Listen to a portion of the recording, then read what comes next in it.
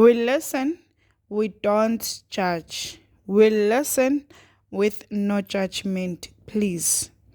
Indaba ka-Anonymous iyaqhubeka. So ngezwa elemali ngacabanga umndeni wami nendlala esasibhekane nayo ekhaya. Nanokuthi soloku ngifikile eGoli akuhlangani lutho. Ngase ngishaya iStiff sogoloko ngisishayela ekhanda. Ngase ngiphuma ngiyobhema. Ngabuyela ngaphakathi endlini. Ngaqala ngayibuza lensizwa ukuthi kwenziwa kanjani kulento. Nangempela yase ingichazela ukuthi imina ozokwenza yona njengoba kusuke kwenza indoda nomfazi.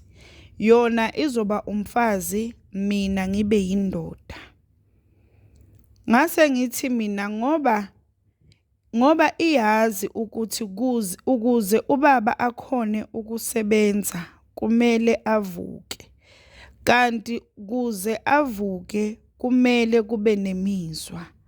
So mina ngoba nginganayo imizwa yakhe kuzokwenziwa njani?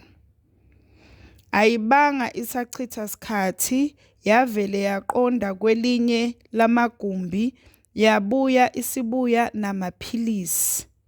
Yangichazela ukuthi lamaphilisi azosisiza ukuthi ubaba avuke.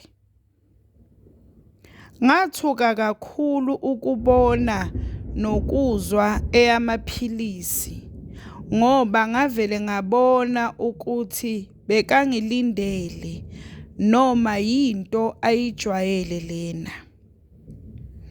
Angikuvezanga ke ukuthuka kwami ngoba ngazitshela ukuthi lento ngiyayiqala ngiyayigcina. So ngase ngiwaphuza lawo maphilisi. Nangempela wavuka ubaba. Sase siyenza saqeda. Washona egumbini lakhe lokulala wangishiya kuleli esasikulo. Ngalala. Kuthe sekusile nje ngisadla amathambo engqondo namahloni okuthi sengizoyibhekelwa ubani lensizwa. Ngezwa ngomuntu engqongqoza ngavula umnyango kanti yiyo lensizwa ingilethele isidlo sasekuseni esasine envelope eceleni. Yabe isingitshela ukuthi nakho ukudla ngizothi mase ngiqedile ukudla nokugeza bese ngiyehla ngiyenzansi. Omunye wodriver uzobe angilindile ukuthi angihambise endlini. Yona isalibangise emhlanganweni sesizoxhumana ocingweni. Ngavele ngayogeza ngangadli naloko kudla. Ngase ngijahe ukuphuma kulendlu. Ngathatha i-envelope ngase ngiya kulo driver okumele angihambise. Salibangisa la ngihlala khona.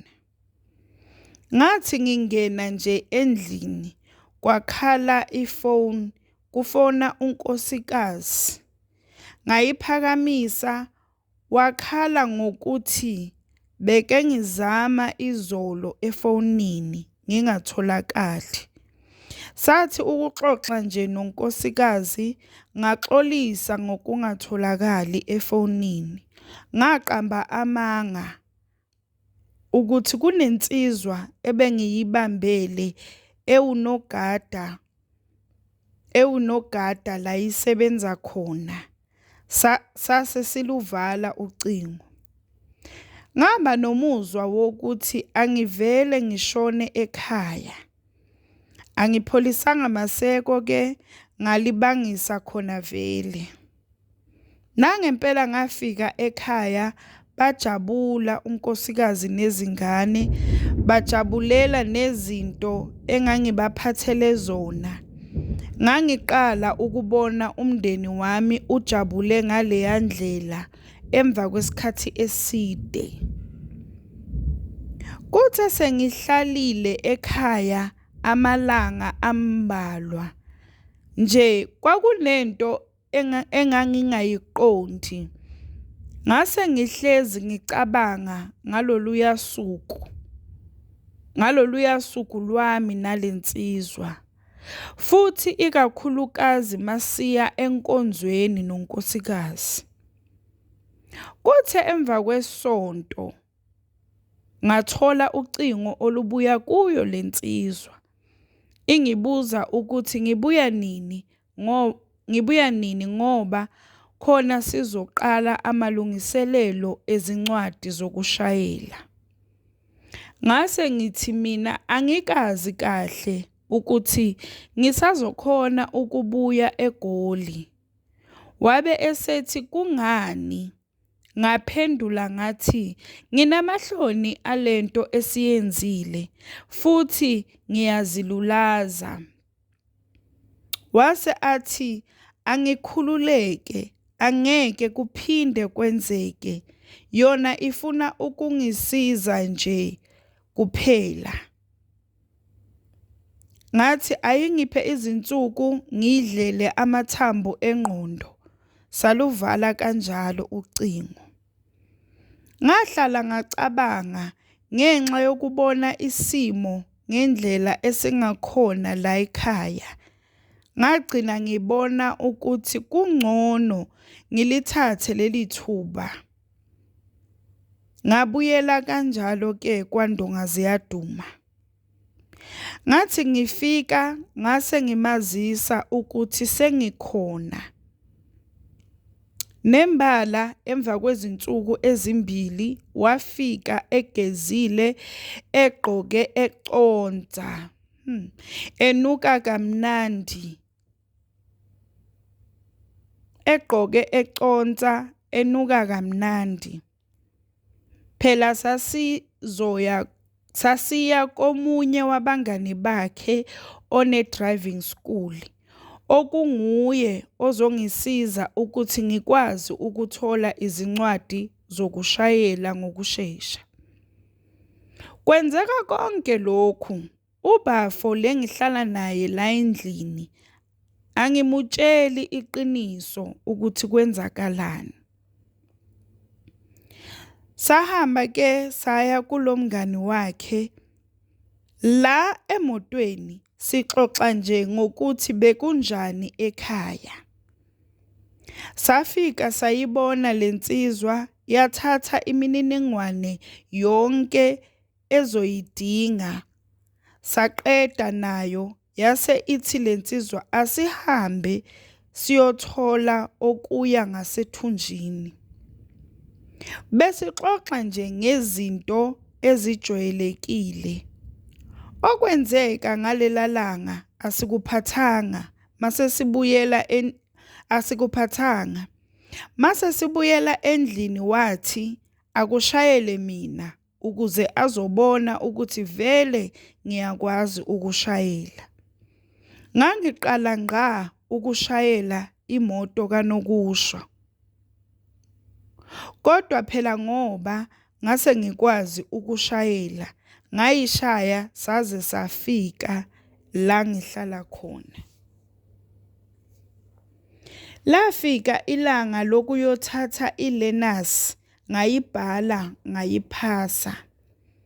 Ngase ngibhukhelwa ilanga lelicense. Kwenzeka konke lokhu, imicabango yami ngalensizwa ilibele iyakhula, kodwa imicabango yami nemizwa yami ngalensizwa ilibele iyakhula, kodwa ngangiyiziba ngoba sasivumelene ukuthi lento angeke iphinde yenzeke. Lwafika ke usuku lokuthi ngiyothatha ilicense. Ngalandwa yiyo lensizwa ngoba ithi izongiseka.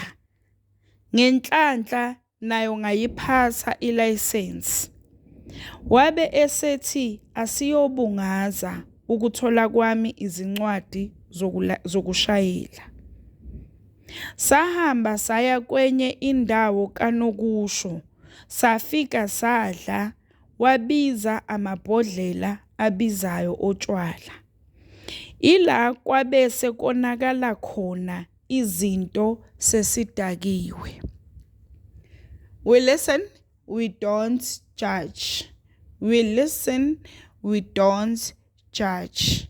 Please tell us, what do you think about the story Saka Anonymous so far? Comment, like, and don't forget to subscribe. Don't forget to subscribe. Stay tuned for part 4.